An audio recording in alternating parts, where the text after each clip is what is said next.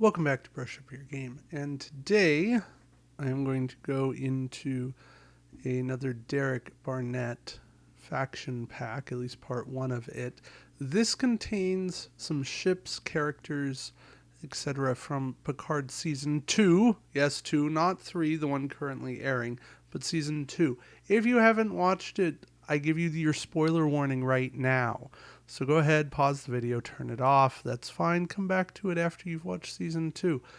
While it wasn't amazing, it's at least worth a watch. Okay, now, for those of you who have or who don't care, I bring you the USS Stargazer. Yes, she's back. No A, nothing. Just a complete different ship. And this is a Sagan class. So, a 5255. Yes, tons of stats. Basically, you're looking at the future era, and future era ships are going to have a bunch of stuff and basically only really be balanced against other future era stuff. That's just the way life's going to go. All right, when you perform an action listed on your action bar, place an Ox Power token beside your ship and perform a regenerate action as a free action. Yes, spoilers there. Interesting ability. I like it. But it is definitely one that that is fitting, and to bring a regenerate action to a Federation ship. Yes, I know they can do it with what is it, the operations expert or operations officer from Alliance, but that's a crew slot. That's 3 points. That's needing to take an evade action. So this an Ox Power, it works. I'm not the biggest fan of the regenerate action. I think it's, at least on Borg and species, it just needs to happen. Should not cost a shot, but it's what it is. It's life. But this is going to work for those rare times when you have it available to you. Sorry, I neglected 2 crew, 1 weapon, 2 tech slots. Again, I think that is fitting. The Stargazer is definitely not the most combat oriented, but it does have 5 attack dice. It will make some decent work of ships. Generic is going to go lose a shield, keep everything else, lose a tech slot, and save 1 point. Balance, I don't know. It's what it is. Maneuver dial here. 1 reverse, 6 forward is reds, a 3 come about. No 1 maneuvers at all, other than a 1 reverse. But a 1 bank as a white, the entire 2 suite as green. I guess that's what you get when you got 4 nacelles. And then a green 3 straight. It's definitely an interesting dial. It's definitely a unique dial, but would be kind of cumbersome to play. It's a bit of Voyager, a bit of a Sovereign, but still with a come about. And I think this might be the first ship I've seen that has a come about and a backup maneuver. I don't know. I'd be interested to play it. I can say that much. Just forward 90 for the base plate. Yeah, I think it works. All right, and we see Cristobal Rios is the captain. A 3-point captain for skill 6 with talent slot. You can deploy an independent crew upgrade. Multiple crew upgrades to your ship without paying faction penalties. Definitely fitting. When one of your crew upgrades would be disabled, place 3 time tokens on it instead. Solid ability. I like it. Fitting. Captain and then Admiral Jean-Luc Picard. Skill 7 with talent slot or +2 skill Admiral. For 3 points. Both give you a talent slot, like that much. When a ship in range performs an action list on your action bar, and that is range 1 to 2, place 2 time tokens on this card, immediately perform the same action as a free action. That's a bit of, is it Borg Janeway that does that? I want to think that's Borg Janeway. Anyways, solid ability. I like it. And again, same thing with the Admiral, and I like Admirals that don't require actions. It does limit you, right? You're not getting that ship action, but it is a fitting ability. This is a variant on Picard that might be worth running instead. Now, granted, Derek's view of the game, you're playing this in an era specific. So you're going to be playing this Picard instead of other future variant Picards. But yeah, I definitely like it. Moshi. And Moshi is a crew unique, of course. Activation phase, disable this card, perform an action listed on a crew upgrade, or your captain is a free action. So really you're trading an action here for that other action. It's a decent trade-off if you have a way like on Cristobal Rios for turning this into time tokens. That's definitely going to be better. Yeah, not an amazing ability, but not a bad one at all. Sing, another unique crew, 1 point this time. Activation phase, if there is an objective, obstacle, or planet token within range 1 to 2, you may perform a scan token as a free action this round. That is really good for a 1 point card. So for 1 point, I might say just range 1. Otherwise, I might bring this card up to, say, costing 2. Yeah, it is scan. So, yeah, I'd go 1 point per range. That's what I'd do. All right, we have Uturn. I'm probably butchering the pronunciation there. But unique crew at 2 points. When attacking, spend your scan token to reroll any number of attack dice. That's an interesting trade-off because you are spending the scan before they calculate how many defense dice they roll. So if you have multiple scan tokens, then this isn't too bad. But it's an interesting trade-off. Is your roll so bad that you really need to roll? And there are times. So I could see her. I'm going to assume her get some play. Yeah. All right. And then we have Kemi. Activation phase, execute maneuver step. If your maneuver template crosses an obstacle that could deal you damage or an opposing... an obstacle that could deal you damage or an opposing ship, disable this card, change your maneuver to a different maneuver from your dial of the same speed. Okay. Yeah. I guess I like that.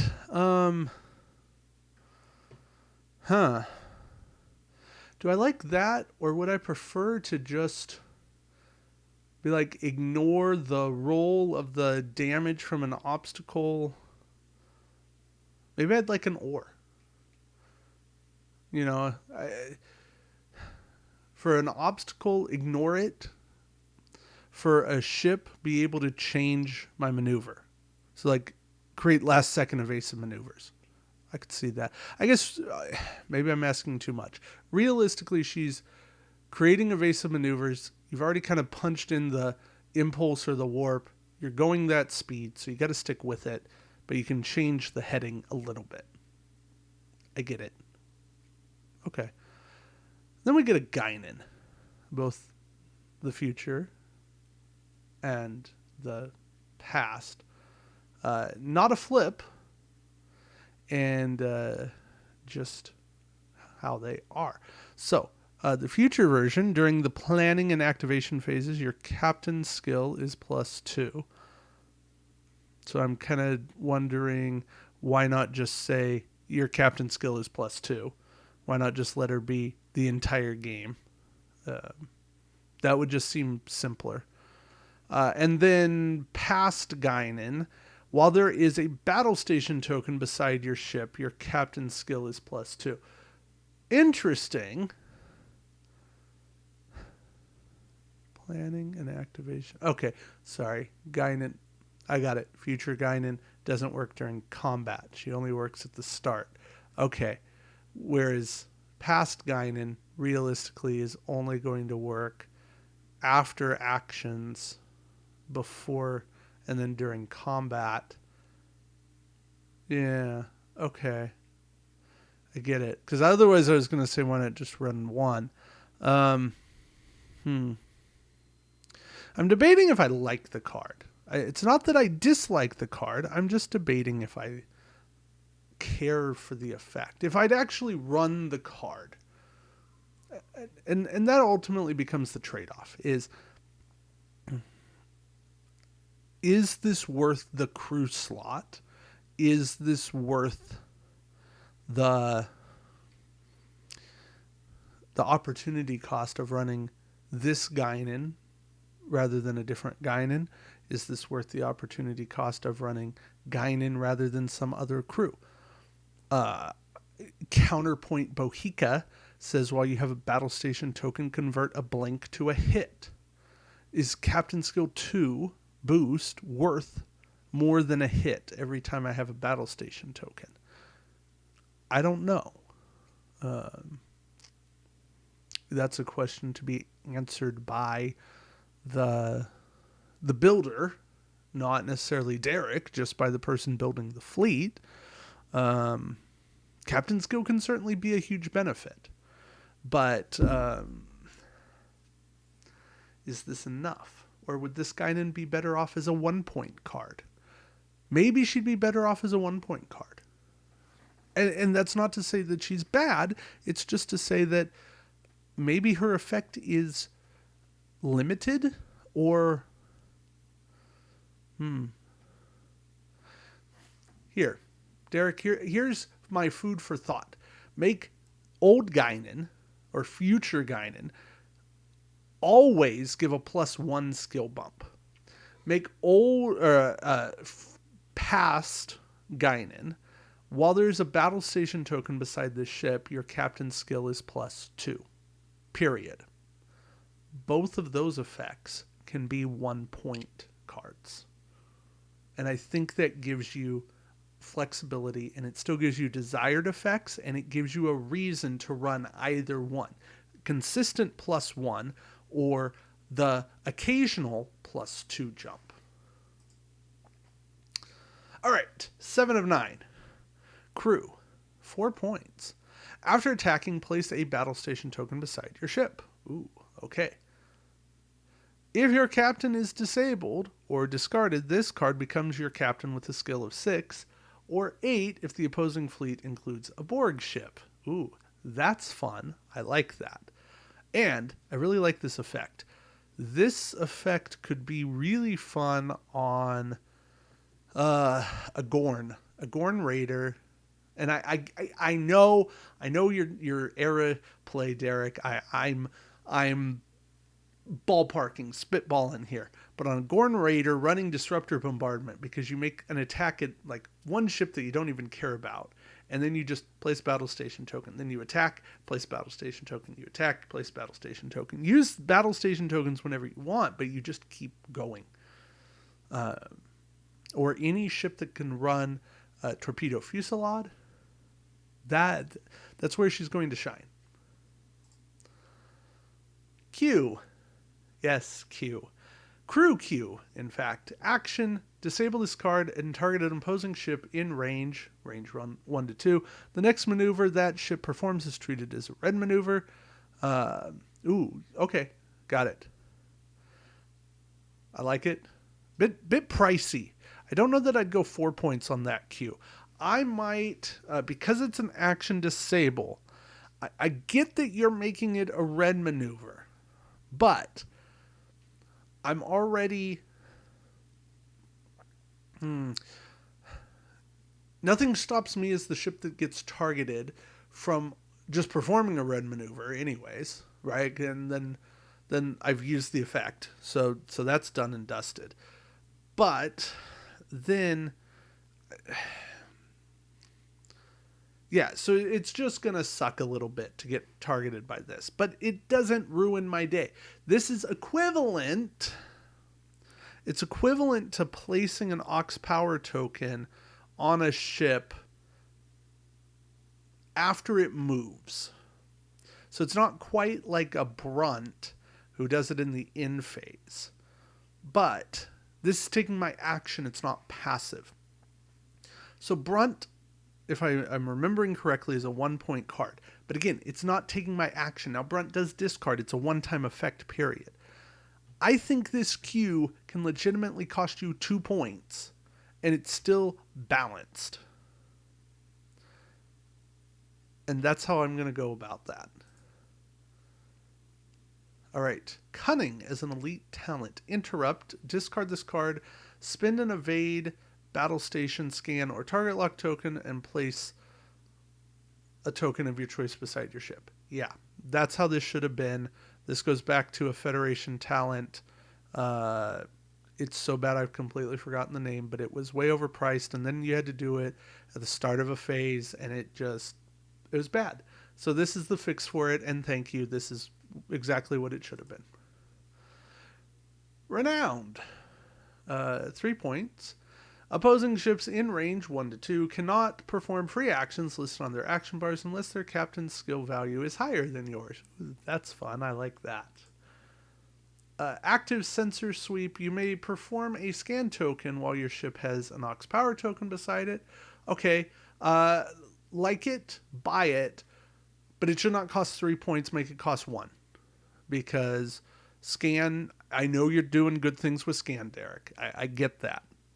But it's still not the action you want to be taking. This is a very limited effect. Make it 1 point. It's still an opportunity cost of the tech that you're choosing to run. That's more of the penalty than the points that are going into it. 1 point card, still not like super overkill. Integrated Borg technology. Because nothing goes wrong when you bring in the Borg. Ever. It costs a tech slot. It gives you a Borg slot. Has to go on a Federation ship. Setup, place 2 mission tokens. Just gonna, place 2 mission tokens on this card. You may spend mission tokens from this card as though they were drone tokens on your captain. In phase, place an Ox power token. So get rid of the D. Fix the typo there. Beside your ship and add 1 mission token on this card. So that's an option. You don't have to do that because it's a negative effect. So it's a choice. You have a choice there. But you have a max of 2 mission tokens on this card at any time. So that gives you some interesting flexibility because there are some cool Borg tech cards. One thing, if you're up for it, Derek, and I don't know where the rest of the pack's going. I'm commentating on this live. I would say something like Borg tech cards. You know, the Borg nanoprobe card. Do not cost a faction penalty if this card is equipped. Borg enhanced engines. 1 per ship. When you reveal your maneuver dial, spend 1 drone token, increase or decrease the speed of your revealed maneuver by 1. You may perform the new maneuver even if it does not appear on your maneuver dials, just so long as a template exists for it. That's pretty cool. I see. Borg Federation card. Okay, I get it. Never mind. We're good. 4 points is 4 points is expensive for that. I might. Okay, because the only way you're getting it is with integrated Borg tech. This is expensive. I might drop it down to 2. 2 or 3. But 4 is super expensive. I get that it's good. Don't get me wrong. It's a nice card. But it's still, there's limits. There's still a lot of limits. And it's so expensive because it's part of a 7-point combo. And I know, but this is part of the Borg tractor beam, Borg cutting beam combo. And that combo costs like, 17, 15, some ridiculous number. And most Borg ships can't even run it now. And they said, 1 card's fine. Yeah, but the 2 of them together, and you need to have the tractor beam in order to run the cutting beam. You got to have the integrated Borg tech in order to run the Borg enhanced engines on a Fed ship. You could run Borg enhanced engines on a Borg ship. You just pay the penalty. That would be scary, actually. Borg with maneuver flexibility again, going faster or slower. Yeah, that's fun. Um, yeah. Still, I'd make it cheaper. I'd make this 3 points. It's that or the Borg, the integrated Borg tech needs to be cheaper. And I get that you probably don't want to make that cheaper. So make the Borg enhanced engines just a little cheaper. Enhanced automated targeting.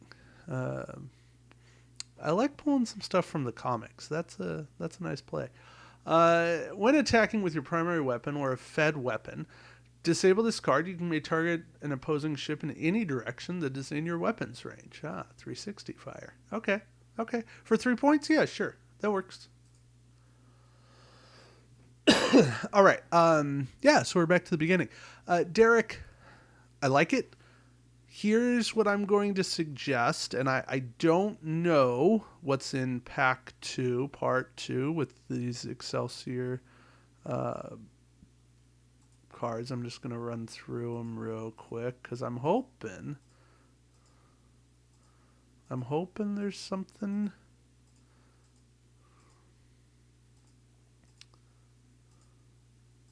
Okay. Eleanor...